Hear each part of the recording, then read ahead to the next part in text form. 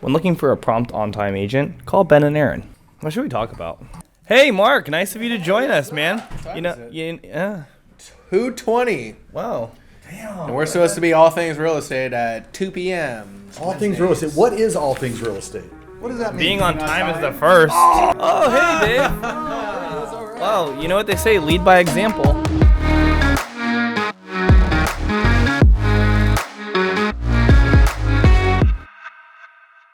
So, let's go. Welcome. Let's go. Let's do it. All things real estate. David, kick us off. Yeah, well, you know, it's another great day in Silicon Valley. I think we're hitting 88, 90 degrees today. Not bad for April. We got a lot to cover today. We're going to talk a little bit about market stats. We're going to talk about when the recession's coming, because we know exactly when it's coming. I think it's here, but that's another subject. And we're going to talk about how high interest rates have to go before housing slows down. I think it's here.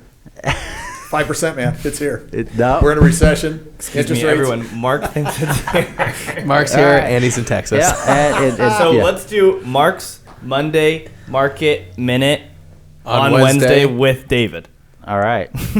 And then we got some other cool we stuff. We missed you last week, Dave. Well, you know. How was Scottsdale, Scottsdale, look at that man? beautiful tan he's got. I was in Scottsdale rooting on the Giants, man. Giants power rankings. And 10. I heard, Would you let him give his minute? Did Twitter get an edit button finally? I heard that today. Elon Musk is now the largest shareholder of Twitter. Yeah, quick story that he owns about 9.2% of Twitter versus Jack Dempsey, who's the original founder, only owns about 2%. Here's the question. Did I just steal all your thunder? Is Trump coming back to Twitter? No, he's making his own social media. Yeah, exactly. It's called The Truth.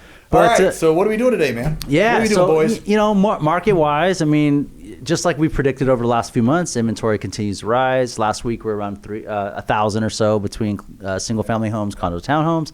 That will continue to increase, I think, through at least June, possibly July, and then we'll start to kind of tail off as we get into the back half of the year.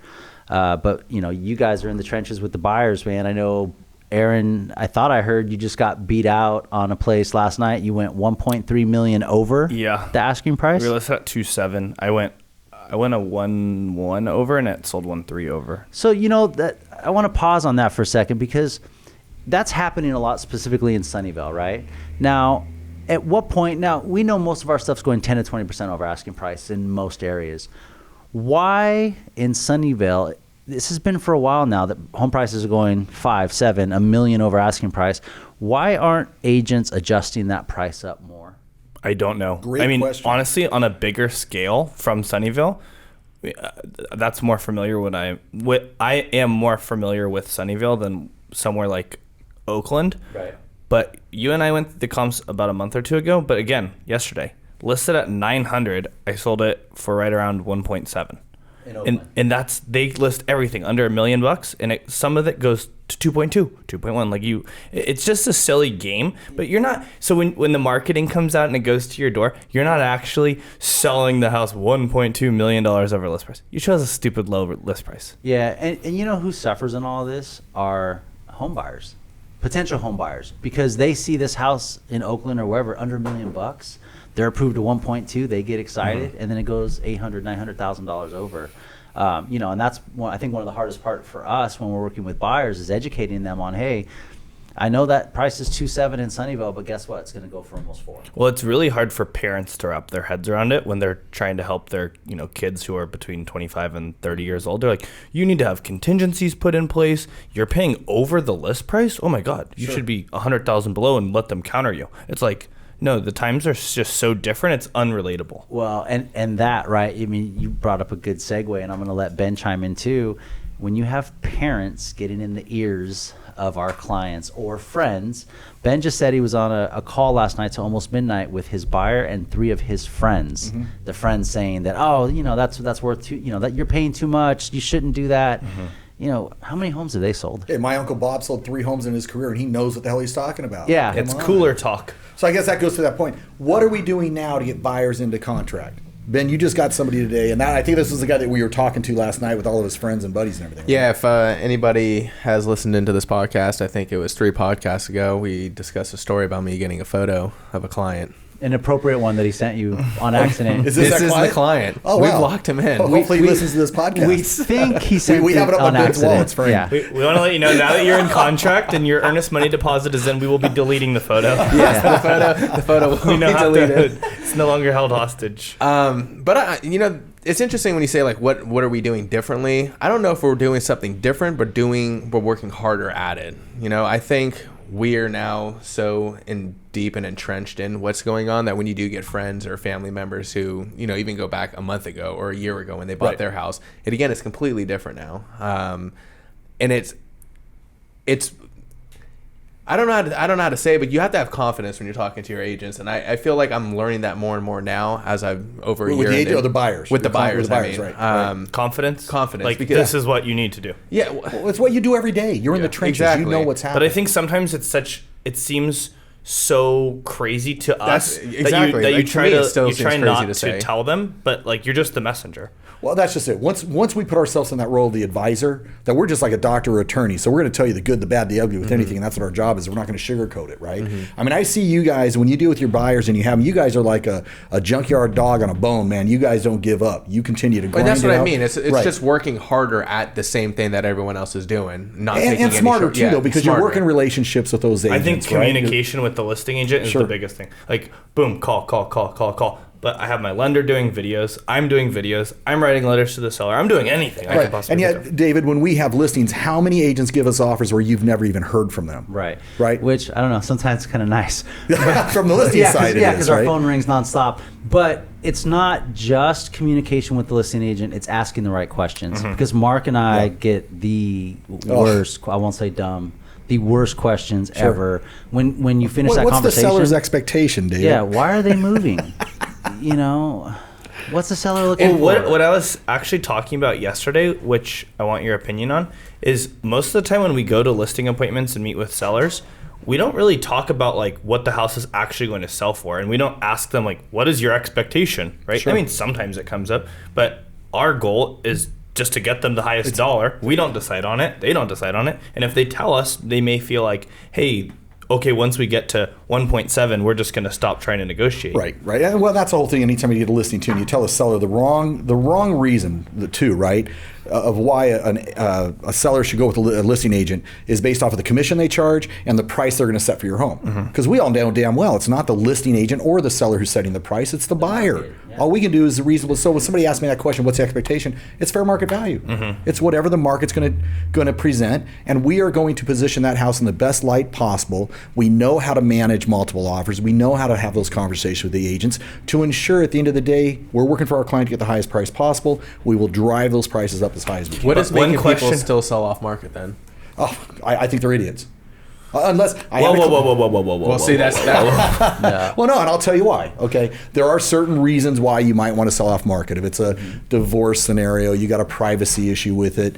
I got a client that came to me yesterday. He's got great tenants in the property. He's like, Mark, if I get the right price for it, I want to sell to these tenants, and that's great. And I was up front with him. I said, listen, you might be leaving 50 to 100 grand on the table, but if you want to do that, that's fine. I don't care what anybody tells me, that it's not doing the seller the best interest to ensure they're going to get the top dollar by selling it off market. There are some situations where it makes sense, I get it, but you can never guarantee that you're getting top dollar unless you put it on the open market. Yeah, the best reason to sell off market is speed, right? Sure, convenience. You're going to pay for You don't convenience. have to paint. You don't have to stage. Sure, You still want to live in the house. And so sometimes somebody passes away and you got 3 kids in a trust and they're not in the area. They're just like, we want. But how many times have we had situations like that one that you just said, where you came in 1.1 over list price and somebody came in at 1.3, where we've had scenarios where, we believe a house is going to sell for 3.2 million, and we'd sell it for 3.5, great offer. Next thing you know, you go on the market and you sell for 3.8. I would have painted it. I would have spent 100 grand on that house if I made an extra 3. So that I know everybody has their own opinions, and it's just. Well, that's because you're a prominent listing agent, and I'm on the buy side. So if anyone's watching this that's an agent out there and you want to sell us something off market, I mean, I think it's a phenomenal time to sell off market. Right? Call Baron. Yeah, let me just go back really quick. Mark asked the question, what are you guys doing differently? And Ben said, I don't think we're doing anything differently. That's not true. Agreed. Because you just told me that the offer you got accepted last night for $993, there was a higher offer for $1,012,000 or something, right? So how did you beat out that offer?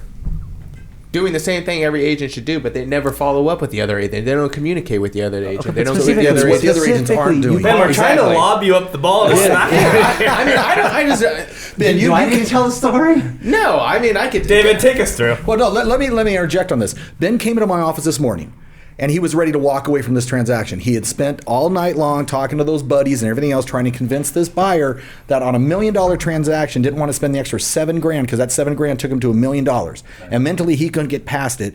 And Ben, I kind of felt like you had exhausted everything, right? But then it was like we had a little bit of a talk. You went back to the drawing board and you made it happen. Yeah, I think another agent would have probably given up last night. That's what I was gonna say. So I think it is a persistence thing. I think it is a relationship thing. And a communication thing, and I think that's the difference. You're saying too many words. I don't know. Here, David's going to answer it for you. David, can you please explain to us How what Ben did got- differently to get his offer? So Ben was able to get a lower offer accepted because he communicated with the listing agent and he said this: "What's the higher offer?" The agent told him. Ben asked, "How much is that higher offer putting down?" The agent said 10%. Ben says, "No way it's going to appraise. Call that buyer's lender. I bet they don't even pick up the phone." Listing agent did what Ben said. The buyer didn't pick up the phone. Ben had instant credibility with that listing agent because he knew what he was talking about. Yes. And that's why she felt comfortable and accepted his offer. Ben, congratulations. Absolutely. How could you not just say that? I don't know. You make it sound so much better than what I was gonna. Wow, I feel like you're Superman now. I mean, I also think going back 2 weeks ago when we got the one on spring accepted, we were significantly less, and I just leveraged the hell out of the team. You had a relationship with the listing agent. You had a relationship with the listing agent. I had lost previously with that listing agent, and over communication is key. Well, it's the whole thing where we say who you work with matters. To buy an Aaron Derbacher sweatshirt. But I think also one thing that I wanted to say, going back to like where we first started and all this, the amount of offers is way, way, way down. Yes. Whereas 2 months ago we had 15, 20, 25 offers. About half, right? Yeah, like the prices are still there, but 5 to 10 offers has become a little bit more normal. And we saw this in 2018 or 2019. We talked about last week, and it just really gets a little bit flatter. Listing prices get a little bit closer to where we need to be. Listen, David threw it out earlier today. I am of the belief that we are in a recession. Well, so there's a different. I'm saying that. recession is totally okay, but as long as it's not crashing the housing market. Oh well, I mean, I will tell. Yeah, I will tell you 2 reasons why. Whenever the recession hits, which most economists will believe will be over the next 24 months, Americans have more money in their savings account than ever before, and more home equity than ever before. So because of those two things, they're predicting that when we do have a recession, it'll be a mild one. A mild Mark disagrees. recession. Let's hear the. I just listen. I do not see how we have printed so much money in this stimulus package, what the pandemic has cost us, that. I mean, we're already seeing the huge inflation, and if you want to say it's because of Ukraine, I think that's a temporary blip on the screen. We can say that there's a little bit of price gouging maybe going out from some of these corporations trying to make up revenue that they didn't have during the pandemic. But I'll tell you this, I don't believe that we're turning back on this. Interest rates are on the rise. We've gone up a point within the last few months. I don't see that going back down. I think that we are going towards that shift. And I think the only thing that's keeping up, yes, there is the equity. I think that's a huge piece, but I think a lot of that equity is a little bit false too. I mean, the guy that paid $1.3 million over list price, I don't think that's true equity. In the next 2 to 3 years, I think we're going to see that shrink a little bit. But if you bought between 2009 and 2013, let's say, great time to buy. Yeah, I mean, totally.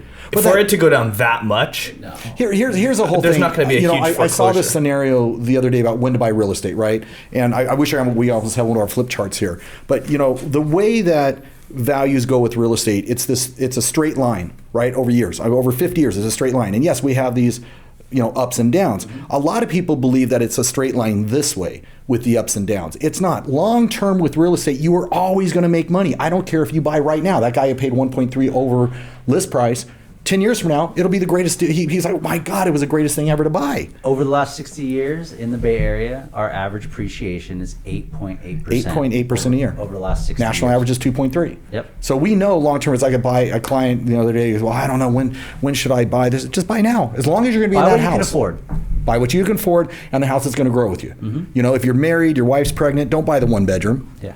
Right, because you're going to get stuck with it, and then and make sure you can afford that payment. Well, foreclosures are up 139% from nationwide. last year. Nationwide they are. But going from 2 to 4. Well, I was just gonna say that stat sounds like eye popping and catching, but it was so low before that Look at our good student here with all of his Yeah, what do we printouts. got? And on the next segment, I'd like to talk to you about development. Okay. All right, what's going on with development? You guys have lived here for a long time. I never thought Alviso would be the next. Isn't it underwater? It's going to be underwater in the next 20 years. It's not even Alviso anymore, right? It's Is it Santa Clara? They call it something else now. I don't know. Well, so Top Golf has obviously since moved there, Yes. but now a hotel project at Top Golf site in San Jose is headed to the planning director. Do they give nose clips with those places where you don't have to smell the dump next door? Oh, I thought you meant like I had a nose there. So it looks like 112,463 square foot structure with 214 rooms will be going in between that parking lot. As long as it's upwind. Have you guys been to the Top Golf? Yeah. Yes, several times. It's awesome. And in my next development, two things that I think are two cities, anyways, that have really stood out to me in the past 2 to 3 years that are continuing to rise. One is Sunnyvale, and two is Redwood City. Both of which I've noticed consistent development as far as, like here we have another construction plan for Astor master plan, a lot of housing, 412 apartments, more retail space, a 5.1 acre development project there. Well, and then same with Redwood City, which used to be called Deadwood and City. you're going to see more and more of this because land is where the value is right now, period. Wherever this recession or the market goes, whatever we want to call it, there is a huge need for affordable housing. And all of the cities, especially in California, are at the point where they're going to start losing federal funding. We talked about this last time a little bit, where Los Gatos needs 2,000 homes in the next 8 years or they lose their federal funding. Now you say, well, 2,000 homes, 8 years, that's great. But we're not talking about tearing a scrape and build. We're talking about 2,000 new structures. Where do you put them? I have an ADUs? idea. I was told they're filling in Vasona Park. Isn't that crazy? No, because the red leopard frog won't let them do it.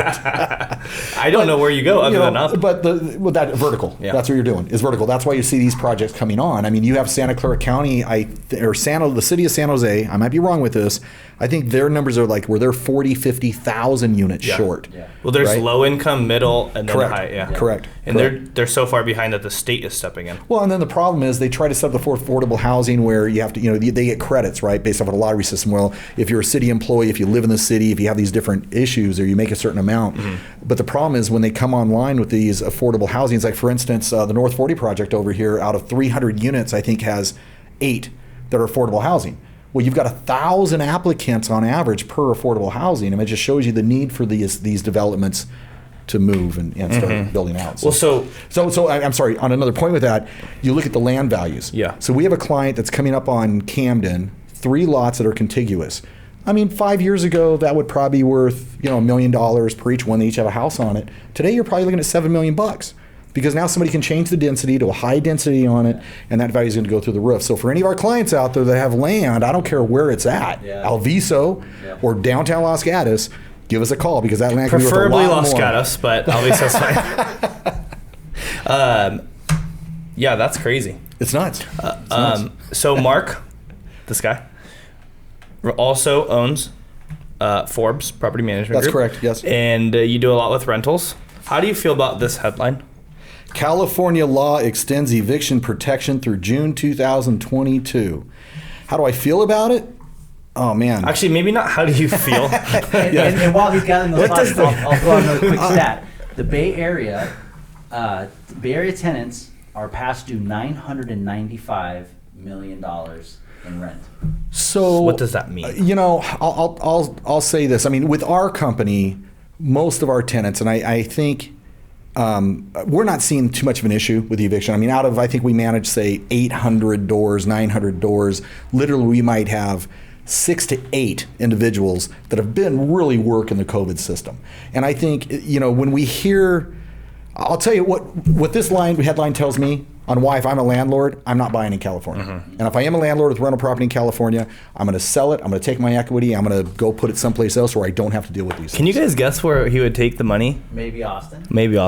Ben? Maybe Austin. Raleigh, North Carolina. You guys are so in the past now, man. Step up. Fact, Mark's full name is Mark Austin Von Kane. Oh my God, we heard about him. I had to say, I bought one last week and I got 2 more going right now. So The rattlesnake.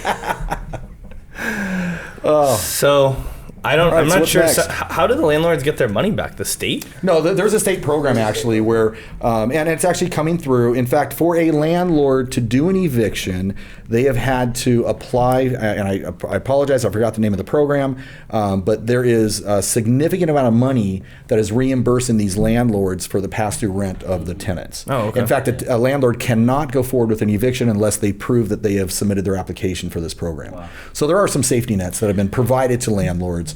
It's just kind of long time waiting. So a common thing that I've been hearing, this is off topic, but did you know how everyone's like, oh my God, the homelessness in San Jose, obviously it's sad, but like how it became that, I discovered something. Do you know they got rid of all the municipal camping codes in parks in San Jose? Meaning that you can't camp there? No, meaning you can. Oh, okay. So it's totally legal. Interesting. So Wait. So it's illegal or legal? It is So legal. we can go camp at Vasona? It is legal to put a. There you go. That's Los Gatos. Oh. Very different police.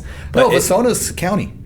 Oak. So is it city parks or county? city parks, like I noticed in San Jose, is totally legal to put a tent there, and you will not be asked Yeah, to that's leave. not county because my wife, shout out to Amber, works for Parks and Rec for the county, and there's no way you can. Well, for San Jose, the city, Yeah. Well, I think, that's a whole other subject. We can spend days talking about that one. I mean, there's more problems with that homeless issue than where they camp or yeah. Well, they've those been type of building things. more of those mini Tiny houses, homes, yeah. which I guess is good. But God bless them. Yeah. All right. And on that depressing. And on I know, really. So can we end on some other? Well, actually, I have one other question. Okay. Do you guys think so? Basically, in California, if you're not going towards the electric car model, which Mark is such a big fan of, Oh, I love that. you are in an uphill battle to buy a new car after, let's say, 2030. Yeah. Do you think that people with large lot sizes that are maybe able to be zoned as high density will have chargers put on them because they're going to run out of space to be able to have electric car chargers? Because right now, Tesla owners are waiting 45 minutes to an hour just for a spot to charge. So you're saying because of the increased use of electric vehicles in our state, we don't have enough charging stations to Infrastructure support to support. infrastructure to support that and the growth going forward. Do you think that's something that may eventually happen? Well, I mean, let's face it. I mean, I think every house right now, I don't want to, I would guess probably 60-70% of the houses we sell right now, that car charger's an issue, right? It's either being installed or whatever. So I think, one, you're going to start seeing a lot more houses come with the electric charger, which is going to take care of the at-home user. Yeah. I think businesses, you're going to see more of them come through. I've got my own feelings on electric cars and all that crap. I mean, there's a whole thing behind of what generates the electricity. What happens in 10 years or 8 to 10 years when those batteries go bad? But that's a whole other subject. I actually found out windmills do absolutely nothing. Really? Yeah. That's interesting. Just wanted You to throw- are the most random I just thinking wanted to guy throw, in the I wanted to world. throw that out there that I learned that. Yeah. Anyways, continue. I love it. So, I mean, what's your question? My question If is, you have a big lot, just put a whole bunch of Tesla yeah, do you think chargers that'll on ever be a there? thing or Charger no? farm? Is that just stupid? How long does it take to charge a car right It's you now? get. I used to have a Tesla. Cars parked in your lot, in your property. Well, I what he's mean- saying, if you don't have a choice, because you have your household has 3 electric cars, you need to charge. You can't stick 3 chargers in your garage. Are you going to just throw What a if charger? you're on Yeah. like an acre? Can you just throw like 20 Tesla chargers back there and create a little flag lot instead of an ADU? I mean, if it's me, I'd sell off the land for $7 million. There you go, right? And tell everybody Totally, to go find totally. a charger station You know what? somewhere else. I'd like to revoke my. I was just trying to dig myself out of the homeless hole. Yeah. All right. So, what are we doing this weekend? We're going tracking. We're going to be tracking your new car. Yep. Right? Hopefully, it'll come back damage free. Yeah. Ben, what are you doing we're this going to be week? doing open houses. Open houses, I've got open a great houses. duplex coming Cool. on the market this week, right off of Cherry Yeah. and Almaden, just under $2 million. Nice. It's a 3-bedroom, 2-bath on both sides, 10,000 square foot lot, That's 3-car cool. garage, What do you think the rent is? about $3,600 a side. What do you think it's going to go for in this market? I'm hoping $2 million because that is actually my seller's expectation. So when There you agents go. call, what are the expectations? My seller wants $2 million. There you go. So- All right. Well, on that subject, next podcast will be how do we net the highest amount of valuation for our clients, right? Mo money. And with that, love you guys. Give us a call if we can help you out with anything. He- All things real estate. We're out. Thanks for coming on time, guys. Mark said, I love you. I love you. Did I say I love you? He I do did. love He you. said, I love wow. everybody, man. I can feel the It's love. a good day. Yeah.